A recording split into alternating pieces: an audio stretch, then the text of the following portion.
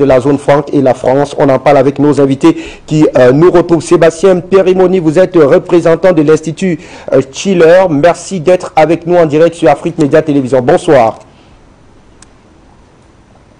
Oui, bonsoir à vous, merci de votre invitation, bonsoir à tous les auditeurs, qu'ils soient en Afrique ou ceux qui nous écoutent en France, il y en a beaucoup. Professeur Boniface Diarra, historien, chercheur, sera très certainement de notre professeur. C'est pas si on l'a déjà. Bienvenue, bonsoir. Pas encore. Alors, le temps pour nous de rester avec vous, Sébastien Périmoni. On sait vos prises de position, vos prises de parole s'inscrivent bien entendu aux antipodes de la politique française en Afrique qui est de plus en plus conspuée par les États africains. Parlant donc de ce clap de fin du néocolonialisme, vous avez prononcé en octobre dernier un discours lors des journées de mobilisation, de solidarité, des progrès tenus les 7 et 8 octobre 2023 à Paris. Alors, quel était bien entendu le prétexte de ce discours où vous annonciez en octobre dernier la liquidation, je l'ai dit, de ce vieil héritage colonial? Oui, c'était donc une conférence dans le cadre d'un parti avec lequel je travaille, qui est le parti de Jacques Cheminade. Et Jacques Cheminade a été candidat à la présidentielle à 3 reprises en France pour dénoncer justement cette politique de France africaine depuis 1995. Et en 2007, il a été le premier candidat dans un débat public à expliquer ce qu'était le franc CFA et à montrer comment il fallait en sortir. Donc j'ai donné cette conférence dans le cadre du parti Solidarité et Progrès pour en effet expliquer aux Français que la politique France-Afrique, la politique France-africaine aujourd'hui, c'est un petit peu comme Walking Dead, vous voyez la série avec les zombies. C'est-à-dire c'est la politique zombie, une politique qui est morte, enterrée, qui ne peut plus contrôler justement l'Afrique comme on l'a fait pendant plus de 60 ans avec les accords de coopération militaire et les accords de coopération monétaire. Et j'ai un peu expliqué, si vous voulez, que une partie qui a mis la France-Afrique en place avait succédé l'ère des tocards. Vous les avez mentionnés, les tocards comme Cozy, les tocards comme Hollande et les tocards comme Macron aujourd'hui, qui ont essayé de maintenir coûte que coûte cette politique france-africaine. Aujourd'hui, avec la libération des peuples, avec les réseaux sociaux, avec la jeunesse, avec des chaînes de médias alternatives comme Afrique Média en partie, aujourd'hui on a une jeunesse éduquée, consciente des enjeux historiques, révolutionnaire, et donc qui fait que cette France-Afrique, ce néocolonialisme, aujourd'hui est en train de toucher à sa fin, et je sais qu'on pourra revenir, bien sûr, sur l'apport russe, justement, dans ce vent de libération du continent africain, et c'est très intéressant parce que vous savez, cette semaine au Parlement français, donc a eu lieu une audition de la ministre de la Défense, Catherine Colonna, et le ministre des Armées, Sébastien Lecornu, à la demande de certains députés, et dont le thème, c'était, donc c'est toujours très rigolo, partenariat renouvelé entre la France et l'Afrique, où justement les députés demandaient des comptes aux 2 ministres sur l'illisibilité de la politique france-africaine, en particulier le double discours qui est souvent tenu, où d'un côté on adoube des présidents qui sont, disons, qui font le fils qui remplace le père, comme on l'a vu au Gabon, comme on l'a vu au Tchad plus récemment. Par contre, quand au Mali ou au Burkina Faso ou au Niger, c'est des révolutions populaires, et j'insiste là-dessus, ce ne sont pas des coups d'État, ce ne sont pas des juntes militaires au pouvoir, c'est des révolutions populaires menées par l'armée pour libérer le peuple du néocolonialisme. À ce moment-là, la France est prête à envoyer les armées. Donc ce double discours aujourd'hui est incompréhensible. Et d'ailleurs, le ministre des Armées, M. Lecornu, s'est dit que l'opération, a dit publiquement que l'opération Barkhane n'avait pas été un échec, alors qu'elle a permis au terrorisme de se développer dans toute la région. Donc on voit bien le déni et la condescendance dont vous parliez, l'arrogance dont vous parliez. Et quand on lui a demandé ce qu'il pensait du sentiment anti-français, il a dit oui, mais non, les Africains ne sont pas anti-français, c'est les Russes qui alimentent ce sentiment anti-français contre nous. Donc voilà, on est dans le déni, on est dans l'arrogance, on est dans la condescendance, mais je le répète, on est aujourd'hui au chevet d'un empire condamné. Le néocolonialisme, la France-Afrique est condamnée Et c'est une bonne nouvelle pour l'Afrique, bien sûr, mais aussi, je pense, pour la France, parce que les gens sont en train de comprendre de plus en plus, grâce à cette conférence que j'ai fait ou d'autres vidéos que je mets sur ma chaîne YouTube, qu'est-ce que cette politique, qu'est-ce que le franc CFA, qu'est-ce que le néocolonialisme, et commence à demander, justement, que la France sorte de cet état d'esprit impérialiste. Vous, Sébastien Périmoni, alors lors de cette sortie, vous dénoncez justement l'incompétence du président Emmanuel Macron associée à son inconséquence, le tout couronné bien entendu par sa condescendance qui pour vous aurait finalement enclenché le processus, voilà les dynamiques qui sont observées aujourd'hui dans le processus de mise à fin ou alors de liquidation de ce néocolonialisme. Est-ce que ça suffit pour véritablement dire qu'un système, je l'ai dit, il est dénoncé d'ailleurs tout à l'heure, un système assez incestueux, ces rapports incestueux qui s'étendent bien au-delà de nos âges, vous et moi, pour être liquidés sur la simple inconséquence et la simple incompétence d'un seul président, quand on sait que ce sont des réseaux, on va dire, purement centenaires qui ont des ramifications à tous les niveaux, dans le domaine de la santé, dans le domaine éducatif, dans le domaine des sports, dans l'économie, dans la défense. Bref, c'est tous les domaines qui sont bien entendu infestés, passez-moi l'expression, par ce lien assez corrosif désormais qui a embrasé, on va dire, l'ensemble des 14 pays de la zone franc. Non, faut être honnête. Et je le dis à mes amis africains, je le dis à mes amis politiques ici en France, le combat est loin d'être terminé. Il est loin d'être terminé. On le voit dans les tentatives de Macron quand il a voulu utiliser encore une fois la CEDEAO pour rétablir Bazoum au Niger contre le gouvernement qui avait été au pouvoir. On le voit dans le maintien de la zone CFA, parce que qu'on le veuille ou non aujourd'hui, on a toujours la zone CFA. Et la conséquence, c'est ce que je rappelle dans mon discours, la conséquence de cette zone CFA, c'est que tous les pays de la zone CFA sont classés dans les 50 pays les plus pauvres de la planète. Donc c'est vraiment une tragédie, c'est des millions de morts par la pauvreté, des femmes qui ne peuvent pas accoucher dans des conditions normales, une mortalité infantile extrêmement importante, évidemment une sous-nutrition chronique dans la plupart des pays que j'ai pu voir, comme au Mali, au Tchad, même au Sénégal, dont on parle comme un pays plus riche. Donc non, le combat est loin d'être fini. La France-Afrique ne va pas lâcher le morceau. Par contre, ce que j'essaye de dire dans mon discours, c'est que la dynamique pour mettre fin à cette France-Afrique a été enclenchée. Et c'est pour ça que j'ai remercié Emmanuel Macron au début de mon discours, parce que je pense qu'il a accéléré justement cette dynamique d'effondrement de la France-Afrique par son arrogance. Je l'ai dit à plusieurs reprises, il s'est fâché avec tous les présidents, Burkina Faso, RDC, Congo, bref, avec tout le monde. Et je pense qu'il a accéléré le processus. Par contre, derrière, il y a toujours les intérêts financiers, il y a toujours les cartels, si vous voulez, industriels, Bouygues, Orange, Bolloré, Vinci, tous ceux qui contrôlent les échanges de matières premières, le cacao et bien d'autres. Sans parler de ce qui se passe évidemment à l'est de la RDC, où il y a toujours aujourd'hui un génocide en cours. Donc évidemment, on est loin d'avoir gagné cette bataille contre l'impérialisme occidental. Par contre, c'est vrai que l'émergence des BRICS, le nouveau partenariat Russie-Afrique, plus l'illisibilité de la politique française avec ces tocards qui sont arrogants, permet d'accélérer justement cette dynamique d'émancipation du continent, et c'est sur ça qu'il faut s'accrocher. Mais tant que les pays de la zone CFA n'auront pas des banques nationales, ne mettront pas leur monnaie nationale pour faire du crédit public, pour financer leurs propres infrastructures, pour financer leur développement de chemins de fer, de réseaux d'eau potable, d'électricité, de santé, vous parlez de la santé ou de l'éducation qui sont très importants. Moi je suis un disciple de Cheikh Anta Diop, qui disait qu'il fallait, voilà, tous les pays parlent dans leur langue nationale, dans le domaine de l'éducation.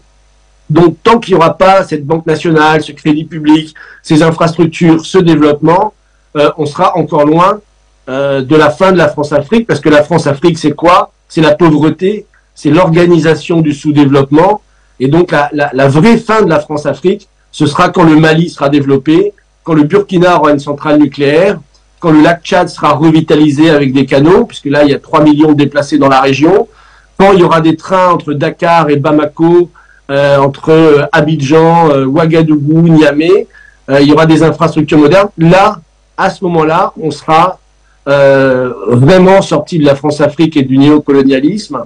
Donc, c'est pour vous dire que le chemin est encore long. Allez, le chemin reste donc long, vous le dites si bien, Sébastien Périmoni. Pourtant, les officiels français n'ont de cesse d'affirmer, bien entendu, que la France-Afrique, c'est désormais du passé. En mars dernier, on s'en souvient, Emmanuel Macron, lors de sa visite du côté de l'Afrique centrale, précisément au Gabon, avait effectivement laissé entendre que la France-Afrique est révolue, malgré donc ces déclarations plus ou moins officielles. On a l'impression que la France n'a en réalité jamais accepté, on va dire, l'indépendance de ces anciennes colonies, qu'elle traite encore avec un véritable paternalisme assez déguisé. On l'a vu avec notamment le cas de l'Algérie, avec cette question de la rente mémorielle qui a finalement tout fait voler en éclats dans ces relations diplomatiques entre la France d'une part et l'Algérie. Ça a été également des rapports assez glaçants entre la France et le Maroc, même si on a plus ou moins une forme d'apaisement de part et d'autre.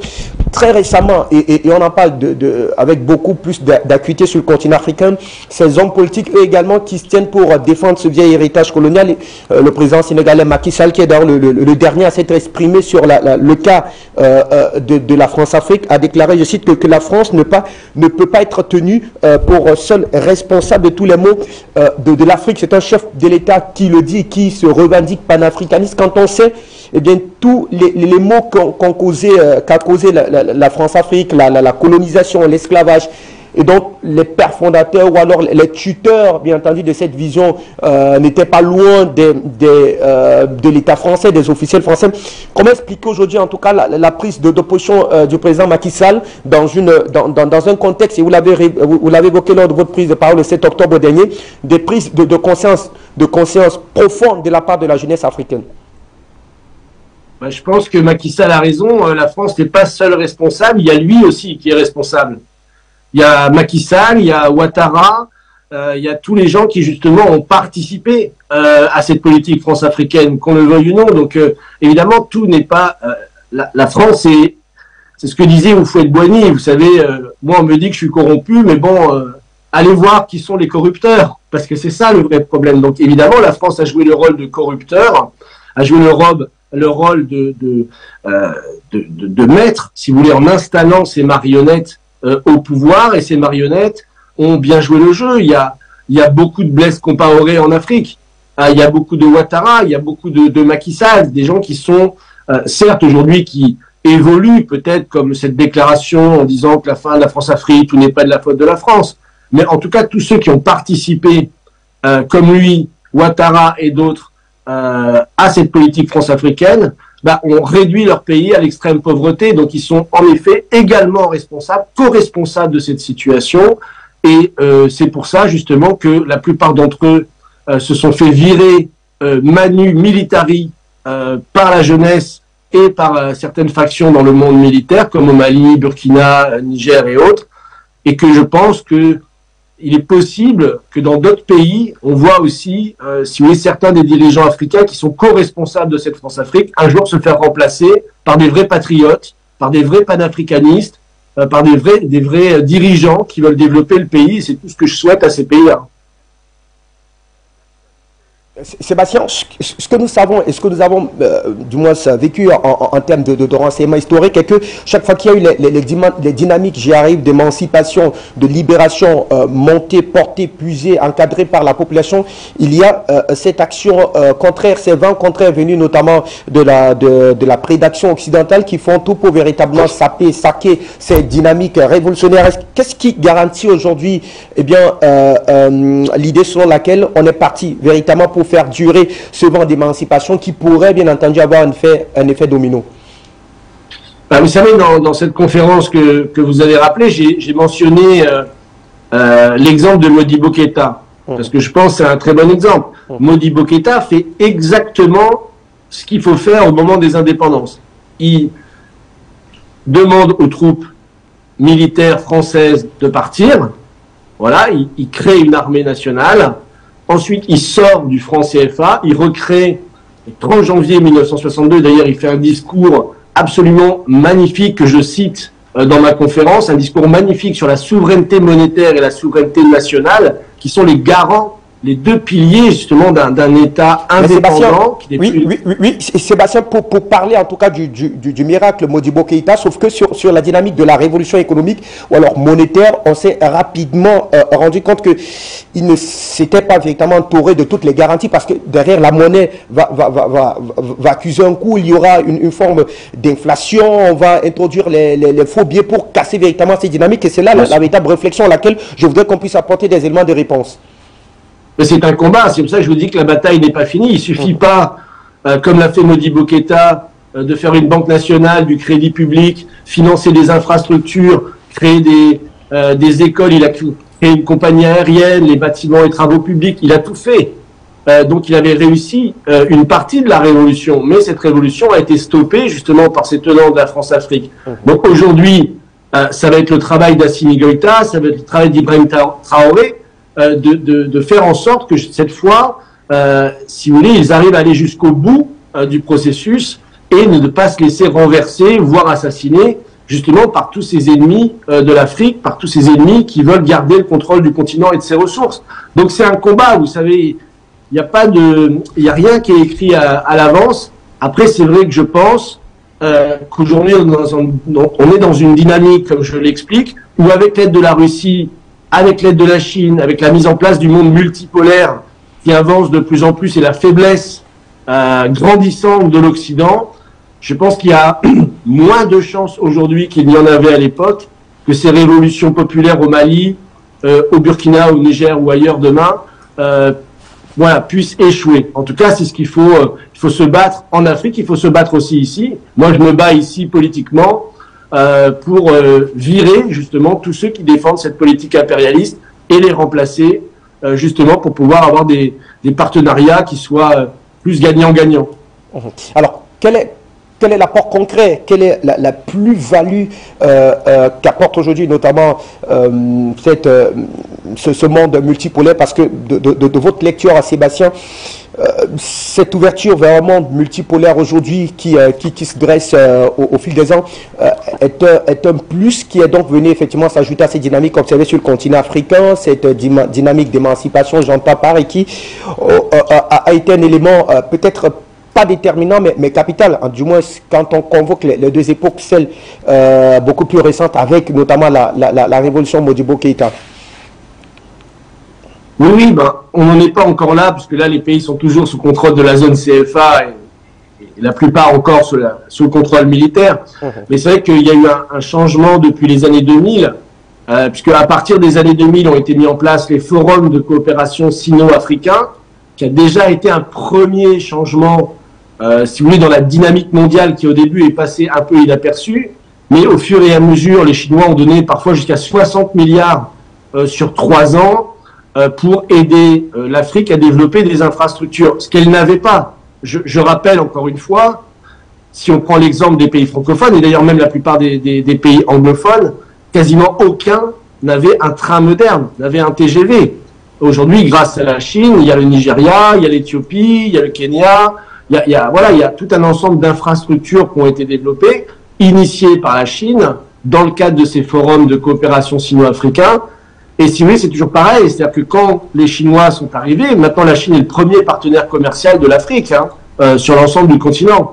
Donc, à partir du moment où un pays vient vous aider, et au lieu de simplement piller vos ressources, vous aide à développer des infrastructures, évidemment, la relation vis-à-vis de l'ancienne puissance coloniale a commencé à changer à partir de ce moment-là.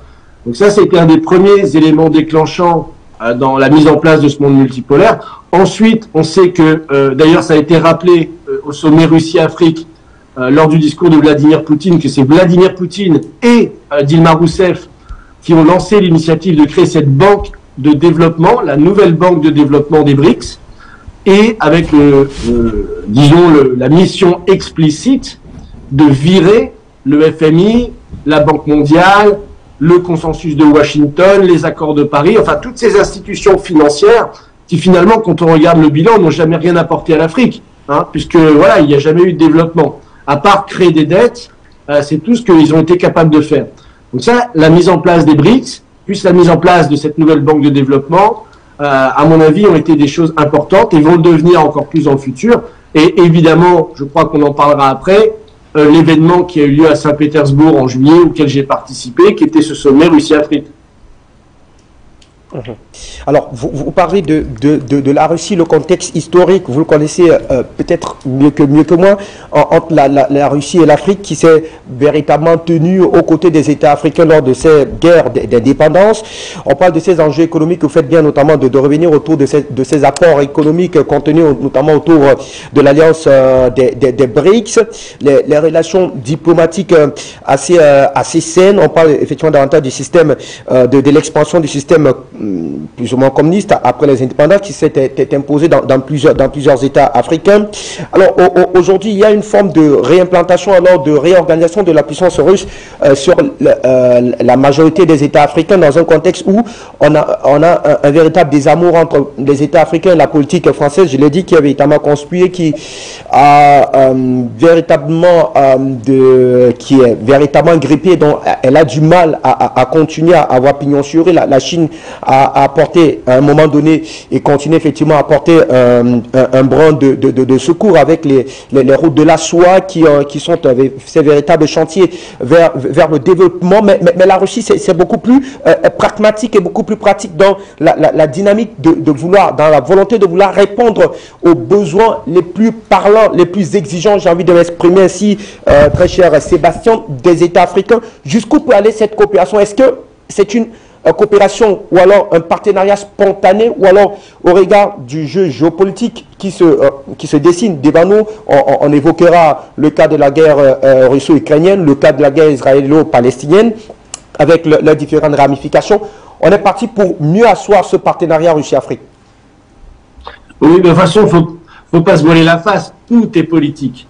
Vous savez, évidemment, la position de la Russie a été une position de dominer pendant des années après la chute de l'Union soviétique. C'est un pays qui a été ruiné, justement, qui a été soumis à des politiques d'austérité, à des politiques financières extrêmement brutales, qui ont coulé complètement le pays. Il a fallu attendre le retour de Vladimir Poutine pour enclencher un changement de cap. Aujourd'hui, la Russie est revenue sur la scène internationale, et pas qu'en Afrique. Vous savez, à mon avis, l'élément le plus important, le début de ce retour de la Russie sur la scène internationale, c'est le soutien en Syrie. Vous savez que quand Sarkozy a rejoint l'OTAN, a réintégré le commandement de l'OTAN, c'était un signal justement que la France, qui jusqu'à présent avait une politique relative d'indépendance. On avait des gens qui, dans les milieux militaires, étaient relativement indépendants et pas soumis à l'OTAN et aux États-Unis. Donc quand Sarkozy a rejoint l'OTAN, s'est engagé dans la destruction de la Libye et de l'assassinat du président Kadhafi, qui lui voulait justement une politique panafricaine, à ce moment-là, la Russie a vu le désastre qu'a causé cette guerre en Libye et a dit plus jamais ça. Donc, et comme la France, ensuite l'OTAN, les États-Unis, l'Angleterre ont voulu, si vous voulez, continuer leur programme, sont allés en Syrie. À ce moment-là, le président russe a décidé d'intervenir. Et je pense que ça a été un événement historique parce que c'est le retour de la Russie. Comme je l'ai dit, la Chine a un soft power, c'est-à-dire elle a fait ses forums sino-africains, elle fait des accords plus dans les infrastructures, c'est plus du soft power. Alors qu'avec la Russie, on est vraiment dans la géopolitique. Et c'est vraiment l'idée, si vous voulez, de mettre fin à ce système impérialiste. C'est clair, net et précis quand vous écoutez les discours de Vladimir Poutine, qu'aujourd'hui, il veut mettre fin à cet impérialisme occidental, à l'hégémonie du dollar, à ce qu'on appelle la politique de responsabilité de protéger, c'est-à-dire que les États-Unis peuvent intervenir dans n'importe quel pays dans le monde pour changer le régime au cas où ses intérêts soi-disant nationaux seraient menacés, une politique d'exceptionnalisme, et sans parler aussi de sa politique de sanctions internationales, puisque les États-Unis, c'est le seul pays aujourd'hui qui peut sanctionner et geler des actifs financiers dans n'importe quel pays dans le monde. Donc voilà, aujourd'hui, la volonté de Poutine a été de s'opposer à ça. Il s'est évidemment beaucoup rapproché de la Chine. Et d'ailleurs, j'invite les auditeurs, si ça les intéresse, j'ai fait une vidéo sur ma chaîne YouTube, Sébastien Périmoni, qui explique le document qui a été publié conjointement entre la Russie, donc le RIAC, qui est le ministère des Affaires étrangères, et la plus grande université de Pékin, et qui s'appelle Coopération bilatérale en Afrique. Et donc c'est un rapport qui explique comment justement la Russie et la Chine ont décidé de développer le continent africain, de l'aider à se développer, justement en mettant fin à cette politique impérialiste hégémonique de l'Occident et en proposant des partenariats dans le monde militaire. On sait que la sécurité, et on l'a bien vu au Sahel, sans l'apport militaire russe, je pense qu'on n'en serait pas là aujourd'hui. La Chine, évidemment, plus dans le soft power et les infrastructures. Et comme on l'a vu aussi au sommet Russie-Afrique, des partenariats dans les technologies les plus évoluées. Les deux premiers panels du sommet Russie-Afrique, le premier c'était sur le spatial et le deuxième c'était sur le nucléaire. Et on sait, par exemple, ça a été annoncé hier, que la Russie va aider le Mali avec ses satellites pour lui fournir des données télécommunications, données diverses et variées évidemment dans le monde militaire, qu'il va y avoir un partenariat sur cette question du développement spatial et, comme on l'avait mentionné également dans une autre émission, le partenariat sur le nucléaire, puisque le Burkina Faso a demandé et a signé avec la Russie un accord de partenariat pour le développement d'une centrale de nucléaire civile, amener l'énergie là où il n'y en a pas, et c'est loin d'être le seul. Le Ghana, le Nigeria, le Rwanda a un centre de recherche dans le nucléaire, la centrale est construite en Égypte, l'Ouganda a annoncé au sommet Russie-Afrique qu'elle brancherait une centrale nucléaire moderne à son réseau électrique en 2031. Donc vous imaginez, c'est dans 8 ans, donc c'est très rapide. Donc on va avoir, grâce à ce partenariat concret qui a été posé lors du sommet de Saint-Pétersbourg, des politiques énergétiques concrètes pour permettre au pays de se développer. Et sans cette énergie, on ne pourra pas aller très loin. Donc c'est là où ce changement de cap est fondamental, et entre le soft power chinois et la politique concrète russe dans le domaine militaire et de l'énergie, et aussi de l'agriculture, bien entendu, c'est un autre domaine très important, eh bien, on a complètement un changement de paradigme sur le continent africain. Un complet changement de paradigme. Vous êtes représentant de l'Institut Schiller du côté de la France. On va évoquer autre chose dans le cadre de nos échanges avec vous, Sébastien, si vous en avez convenance. On évoquera donc la reprise de Kidal par l'armée, je vais dire française, mais l'armée malienne. C'était le 14 novembre dernier, un fait assez particulier qui a été bien entendu très apprécié sur le continent africain, évoquant donc cette reconquête de Kidal par l'armée malienne en 21 jours. Ça a été bien une opération des plus réussis en tout cas de l'armée malienne sur la reprise de ce territoire. Est-ce que pour nous intéresser rapidement à ce fait d'actualité, de votre point de vue, Sébastien, cela va davantage remettre en question le processus et les victoires, notamment les dynamiques de financement du terrorisme, en tout cas au Sahel, dans sa version la plus je veux dire malléable, mais également la plus indiscrète possible, telle qu'on l'observe avec notamment ces puissances impérialistes qui souhaitent maintenir un état d'insécurité au Sahel, parce que ça profiterait notamment à ces derniers qui, pour les besoins de la cause, peuvent bien entendu mettre sur pied, que ce soit les dynamiques de sécurisation, bref, activer tous les leviers possibles pour tenter de remettre davantage les pieds au son du Sahel, qui reste un véritable enjeu géopolitique et géostratégique majeur. Oui, bien sûr, on a créé complètement le chaos. C'est devenu une zone où les trafics de drogue se sont extrêmement développés, le terrorisme, le banditisme. Et en fait, c'est la stratégie impérialiste du diviser pour mieux régner.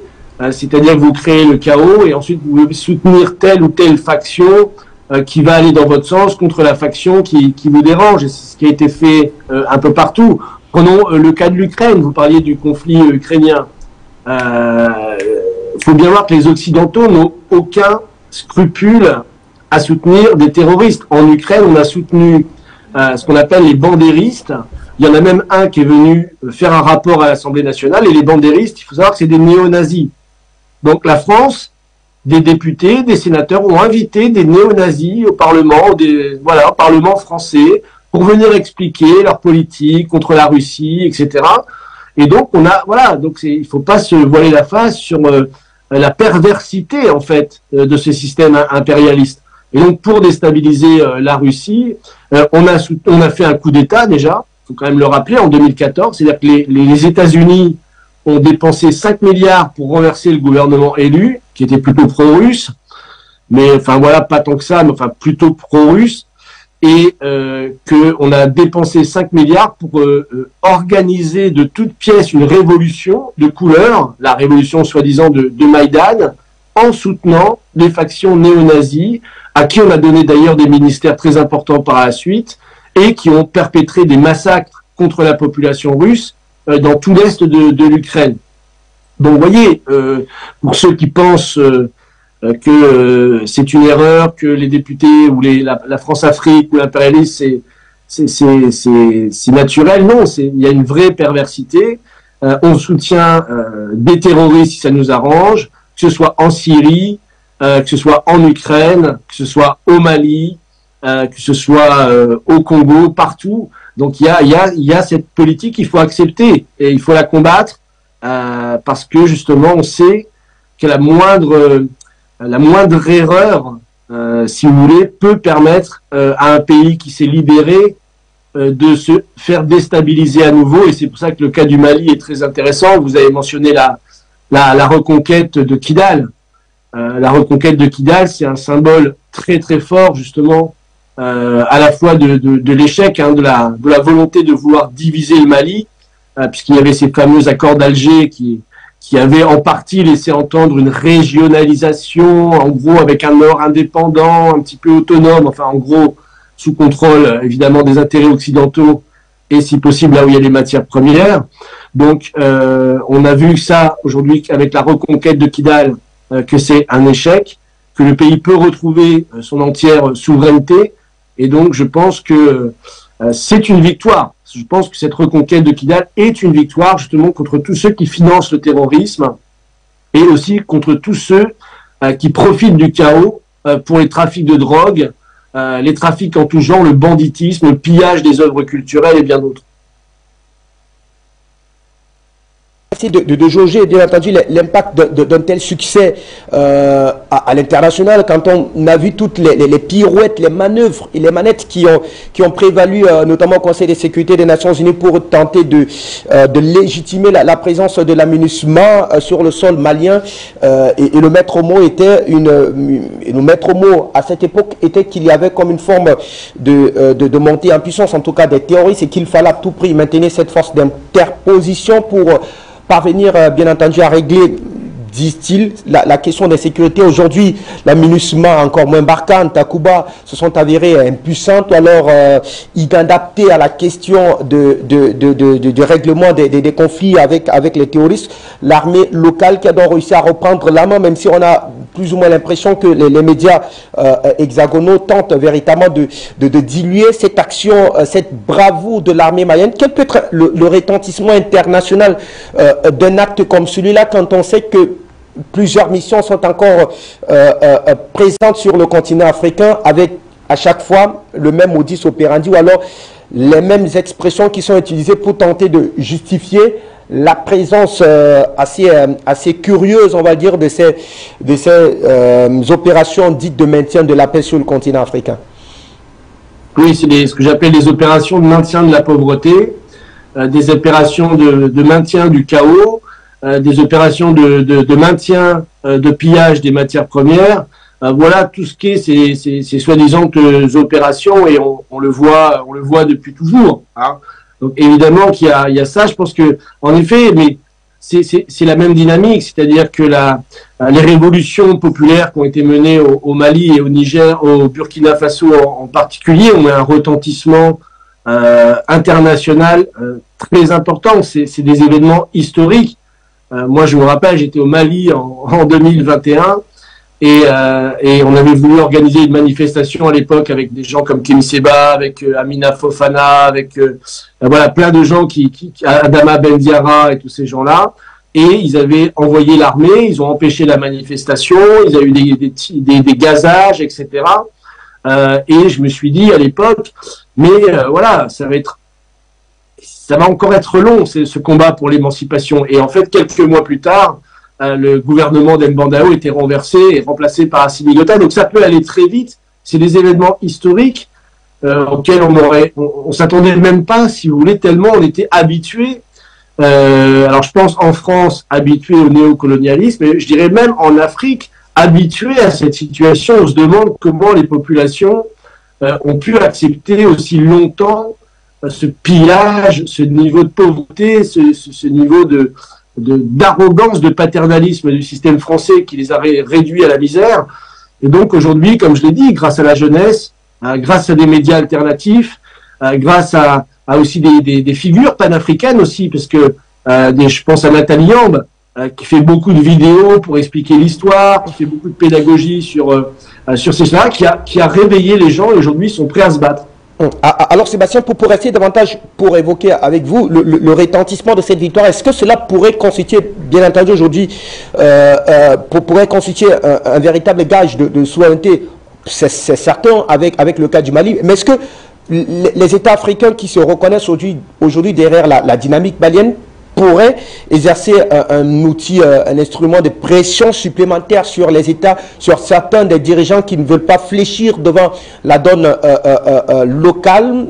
On parle du cas de la République démocratique du Congo, où on a vu plusieurs fois des manifestations, notamment tentant à s'opposer à la présence de la MONUSCO, mais l'État central ne voudrait pas certainement prêter une oreille assez attentive. Est-ce que un retentissement pareil pourrait servir aujourd'hui davantage de cadre d'assurance pour d'autres pays, notamment la RDC, afin de continuer à faire pression sur les autorités locales, afin que l'on ait une armée locale qui soit assez capable de répondre aujourd'hui à la menace terroriste de partition et même de brigandage qui sévit à l'est du pays, notamment dans la région de l'Itourie?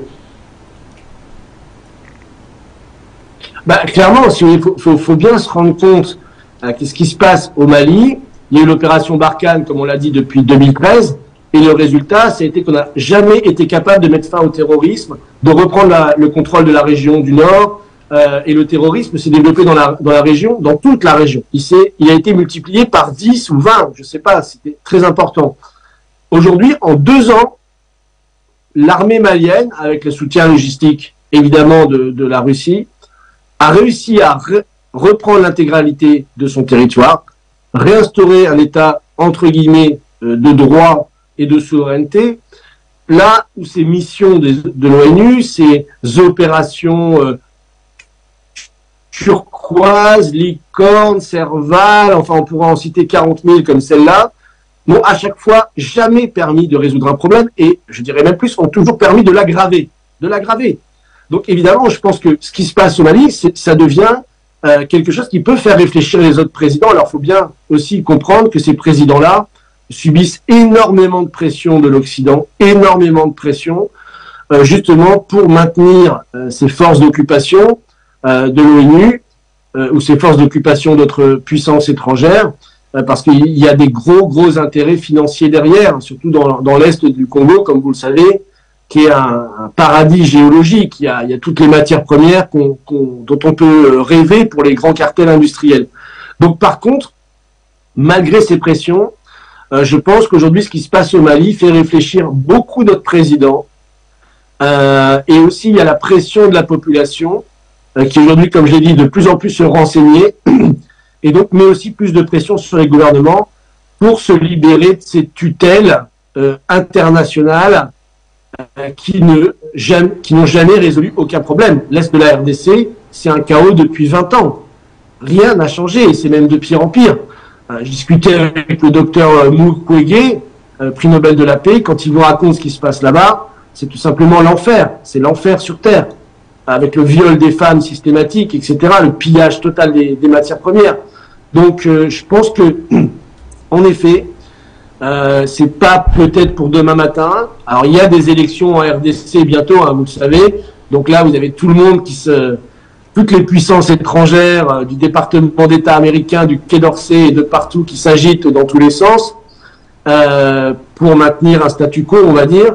Mais je pense quand même que l'exemple du Mali, aujourd'hui, reste quand même quelque chose qui fait réfléchir beaucoup de dirigeants africains quant à leur propre avenir, non seulement pour leur propre avenir politique, s'ils ne veulent pas se faire virer par la population demain matin, mais aussi pour l'avenir du continent. On voit beaucoup de dirigeants qui changent petit à petit leur discours par rapport à cette soumission précédente au néocolonialisme occidental, américain ou français ou britannique.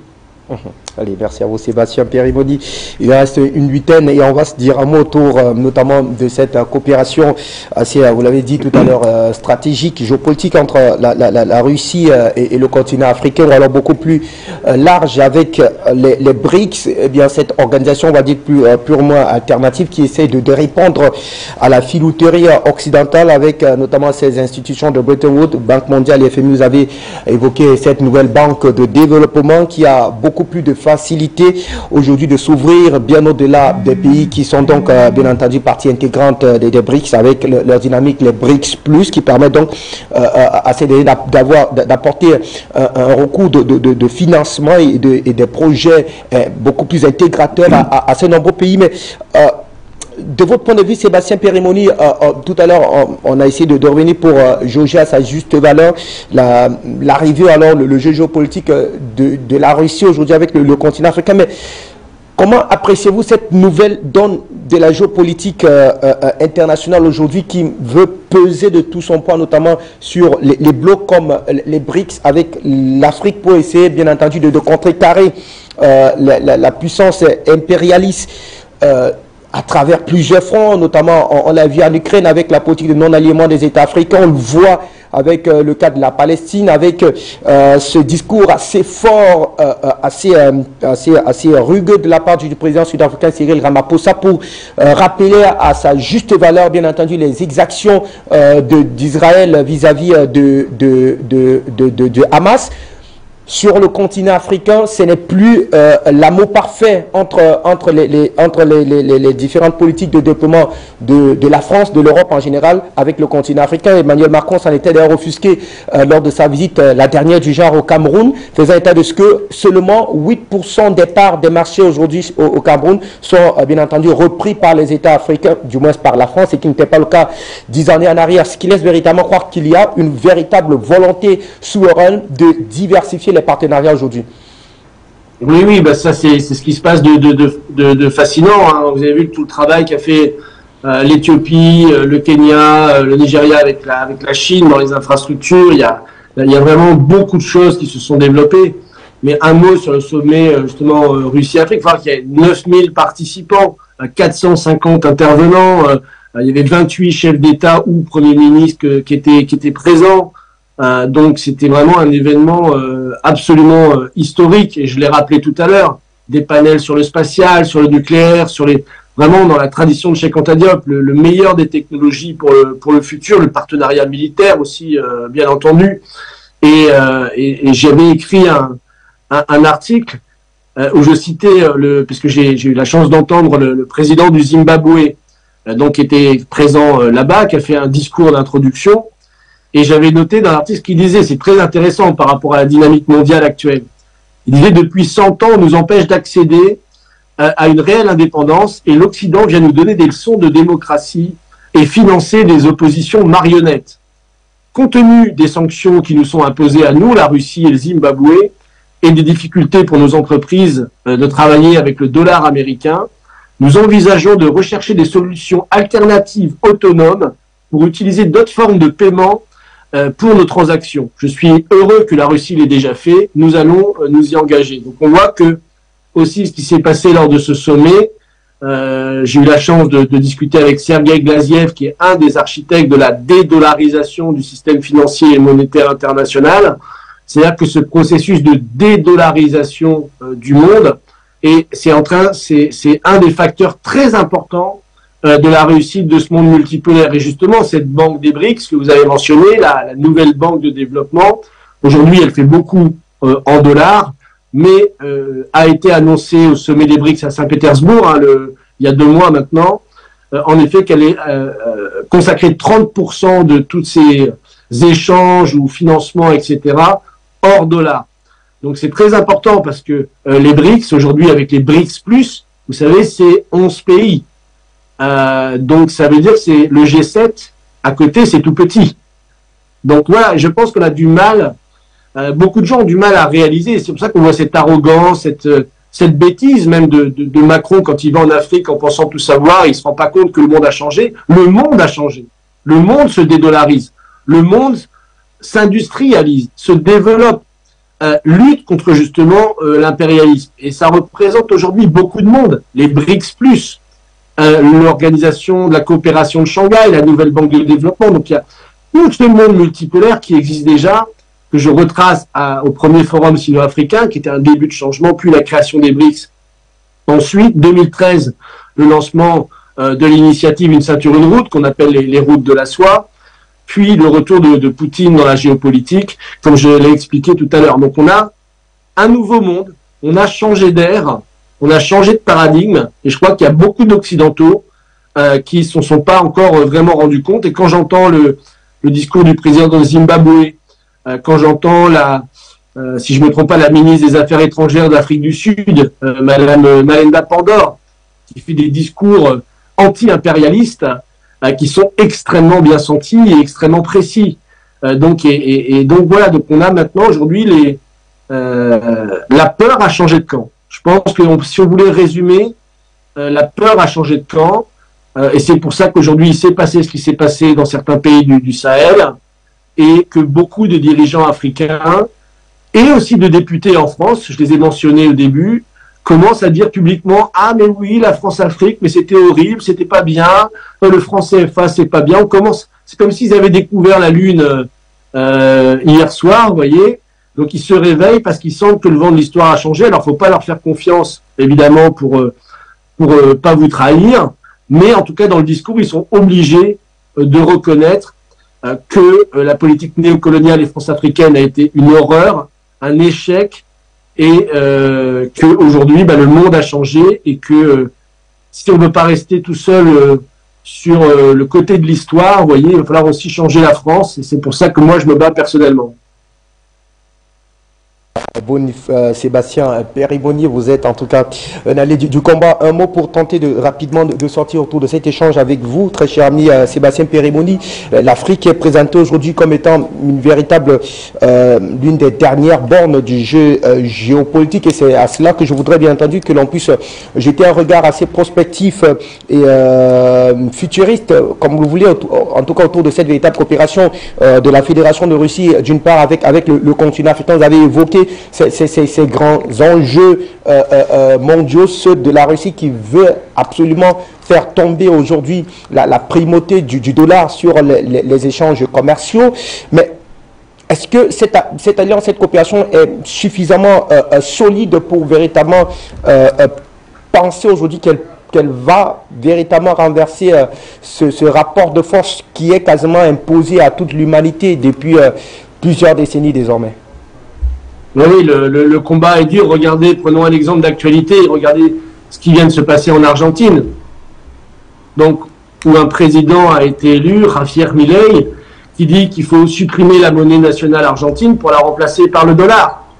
Bon, l'Argentine venait tout juste de rejoindre les BRICS. Les gouvernements précédents, alors évidemment, comme vous l'avez dit d'ailleurs tout à l'heure, quand les pays sont contre les États-Unis, contre l'Occident, contre le département d'État américain, on spécule sur leur monnaie, ça crée de l'inflation, on les déstabilise d'un point de vue des marchés financiers, on leur prête plus d'argent, et donc la population est très en colère. Bon, il y a peut-être eu des erreurs du précédent gouvernement, moi c'est ce que je pense, mais en tout cas, là vous voyez qu'un président élu qui veut sortir des BRICS, sortir de la monnaie nationale pour remplacer par le dollar, il veut supprimer le ministère de la Culture, de l'Éducation, de tout. Enfin, c'est un malade mental, voilà, soutenu totalement par ces réseaux atlantistes. Et donc, on voit que la situation est fragile. Même les BRICS, si vous voulez, bon, qui venaient d'inclure l'Argentine, on va voir comment ça va se passer, mais ils peuvent être un petit peu déstabilisés, si vous voulez, par rapport à justement à cette bataille géopolitique où justement les atlantistes, les impérialistes ne lâchent pas le morceau. Regardez, on a lancé la guerre en Ukraine pour couler la Russie. On déstabilise Taïwan on utilise Taïwan pour déstabiliser la Chine. Hein. on utilise tel groupe ou tel pays pour déstabiliser l'autre. Donc la bataille est loin d'être finie, comme je l'ai dit. Donc il y a un combat permanent. Mais ce qui est intéressant dans le combat qu'on mène aujourd'hui, c'est qu'aujourd'hui, il y a des gens formés, il y a des gens qui sont conscients des enjeux internationaux et géopolitiques. Ce n'était pas le cas il y a 10 ans. Hein. Vous savez, quand vous parlez du franc CFA, même à des Français ou des Africains il y a 10 ans, vous ne savez pas vraiment l'impact que ça pouvait avoir. Aujourd'hui, tout le monde le sait, enfin beaucoup de gens. Donc voilà, je pense qu'il y a un nouveau leadership, aussi bien en Afrique que dans le monde qui s'est levé. Poutine, Xi Jinping, des présidents comme évidemment Assimi Goïta et autres, qui ont renversé la table de cet impérialisme, qui sont prêts à aller jusqu'au bout. Alors évidemment, en face, il y aura toujours des opérations de déstabilisation qui peuvent mener d'ailleurs à une guerre mondiale. Il ne faut pas se voiler la face. On l'a vu en Ukraine, ça aurait pu très vite dériver en guerre mondiale. On l'a vu avec ce qui se passe en Israël-Palestine, où très vite, si ça inclut l'Iran, si ça déborde dans d'autres pays, très vite, ça peut déclencher une guerre mondiale. Et malheureusement, quand on entend certains dirigeants américains, on a l'impression que c'est un petit peu la dernière chance du système impérialiste, c'est de déclencher une guerre mondiale pour essayer de, quelque part, garder le contrôle de la situation. Vous, Sébastien Périmoni, merci de continuer à maintenir ces cellules d'éveil, de conscience permanente, en tout cas pour l'édification des masses africaines et même celles européennes. Merci d'avoir été des nôtres, Sébastien. Merci beaucoup à vous. Et à très bientôt, très cher monsieur, pour un autre rendez-vous du décryptage de l'actualité géopolitique sur Afrique Média. Merci de nous avoir suivis. À très bientôt. Bonsoir.